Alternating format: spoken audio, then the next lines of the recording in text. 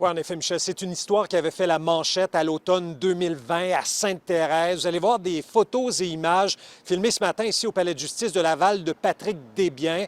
C'est un homme, donc, début quarantaine, qui a frappé au visage une chauffeuse d'autobus en fin septembre 2020, parce qu'elle lui avait tout simplement et poliment demandé de mettre son masque. C'était évidemment dans le contexte de la pandémie, sauf que Desbiens, quelques semaines auparavant sur les réseaux sociaux, avait dit, et je le cite, qu'il ne se gênerait pas pour avoir recours à la violence si on l'obligeait à porter un masque. C'était en principe aujourd'hui jour de sentence. La Couronne a clairement indiqué à la juge qu'elle va réclamer une peine de prison ferme. Desbiens, lui, se représente seul. Il souhaite plutôt faire des travaux communautaires étant donné qu'ils ne se sont pas entendus, qu'il veut faire entendre des témoins. La cause a été reportée à plus tard cette année. Je vais faire entendre l'avocate de la Couronne dans ce dossier. Oui, en fait, aujourd'hui, le dossier de M. Patrick Desbiens revenait pour sentence. Nous avons besoin de temps puisqu'il n'y a pas de suggestion commune au dossier. Donc, on a reporté le dossier le 29 septembre prochain.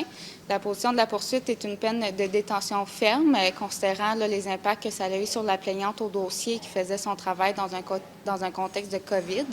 Donc, la plaignante a eu de nombreuses conséquences, autant au niveau physique que psychologique, et c'est pour toutes ces raisons que la poursuite entend demander une peine de détention ferme. Enfin, Michel, notons que Patrick Desbiens est également accusé d'avoir frappé un infirmier. Il subira éventuellement son procès dans cette affaire. Voilà, Michel, en direct du Palais de justice de Laval.